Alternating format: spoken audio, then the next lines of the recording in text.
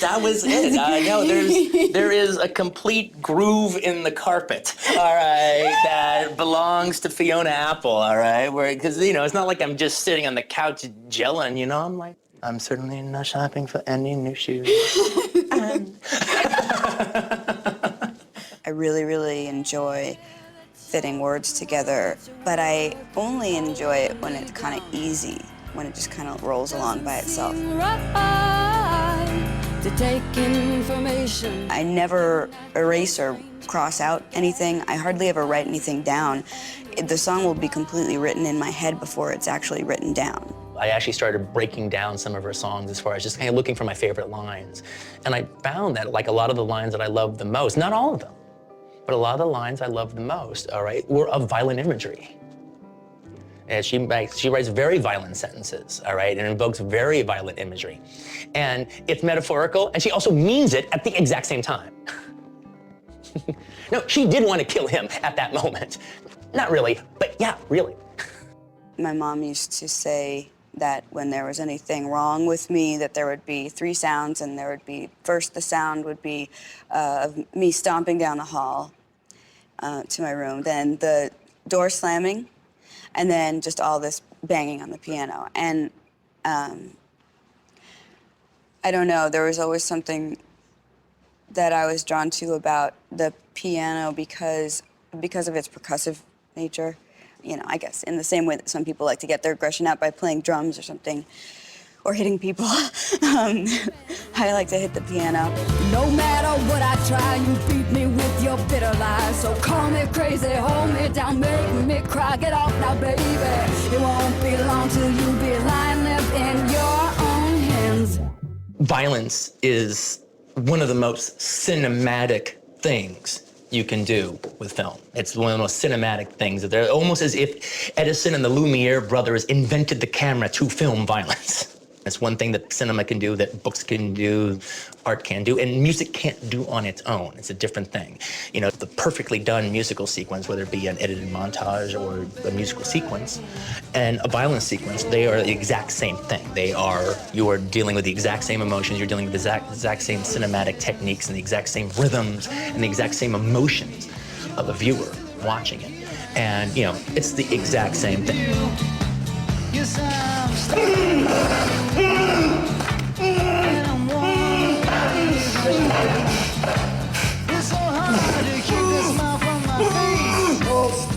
I got to know and had a very lovely relationship with Sam Fuller before he died. I met him on the film festival circuit, and I remember I was there with Reservoir Dogs, and he goes, "Okay, kid, so who's in your picture?" I go, "Harvey Keitel." "Harvey Keitel? Harvey Keitel is in your picture? Who the hell are you to be making your first movie with Harvey Keitel? He's not a star, he's a planet." But he's like, "I'll tell you what I liked about your movie. It's a movie about idiots. Those guys are morons. I don't even know how they tie their shoes in the morning. I mean, Marty, he makes movies about professionals. Your guys were idiots. It's about failure. That's good. That's good. You don't see that." Here's the thing I had in my life. I knew before I never had to worry about that I was gonna die before I made a movie. I knew I would never die. God put me on earth to do this thing. He's not gonna take me out before I can do it. Oh, really? So I can grow up in Los Angeles my whole life. I loved earthquakes. I loved them when the earthquakes happened. I wouldn't get out of bed. They happened in the morning and I'm laying in bed. I'd never get out of bed, man. I'd just ride it. I'd surf the earthquake. I ain't gonna die in it. God didn't put me on earth to die in an earthquake. He didn't put me on earth to die in a car crash, die in a plane crash. After I did Pulp Fiction, maybe I could go now. Maybe I'd done what God wanted me to do. I'm really interested to see what Quentin does for the rest of his life, because what movies, because I have a feeling that they're gonna, that we don't really have a full picture of him yet. As strong as a personality in film as he is, I don't think it's all been put on the table yet.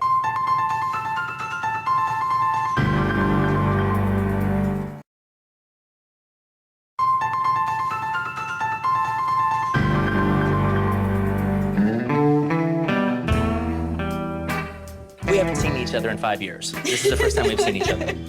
She saw me on one of the worst nights of my life. That was the last night? Dad, yeah. No, well, look, it was a horrible emotional night for me. I just had a broken heart. My heart was shattered and broken into 1,000 pieces. And I went and saw her and Paul and cried in their living room. And then they consoled me. But, you know, I look back on it very fondly because there's not that many human beings on the planet Earth that I share that with. I'm more inclined to crawl into the closet or climb under the bed until it's over. So, we're doing this double feature with Robert, which is like a real fun project for us because, you know, we're best friends. So it's really cool, and he actually got the idea to do this just from hanging out at my house and hanging out at my theater and watching movies. You know, he came over to my house and when I show a movie, I'll have a bunch of trailers in front of it, and I show the film, and then I show him another film and some trailers in between that. And, you know, my stuff is really lurid, so I really like exploitation kind of stuff.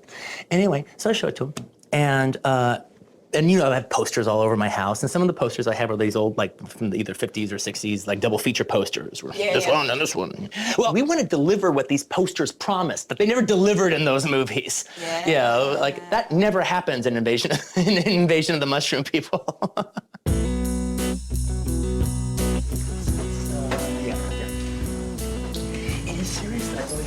Tomorrow at the Johnny Cash bar. Me and I Cat, which you're gonna love. Thanks to make a list. Hey, special guest star Robert Rodriguez. Hey, give it How are you? Really good, really good. Hey, Robert, this is Fionna Apple. Hey, how are you? Nice to meet you. And this is all his. This is my studio.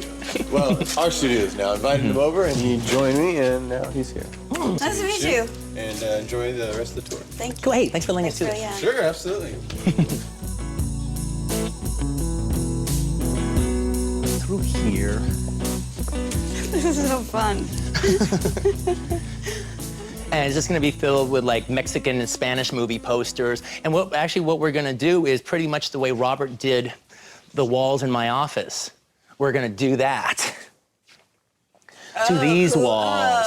So it'll be that like blown out plaster and the phantasmagorical of colors bleeding into each other. It won't be these. These are just to give you, to give it an idea of what. This is where they are before they go to the bar later. Yeah, exactly. Before the trouble starts. Yeah, exactly. Before the trouble starts. Before things get rotten in Denmark.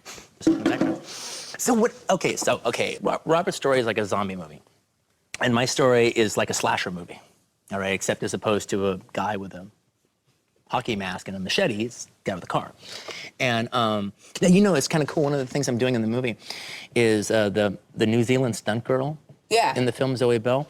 She's a real person. That was Uma's stunt double. Yeah. I was like, the name seemed familiar to me, so I looked it up. Yeah. Yeah, she was Uma Thurman's stunt double. So I'm casting her in the movie, and she's gonna play herself, and she's gonna do her own stunts. That's cool. And it's kind of cool also because I've never done a car chase before.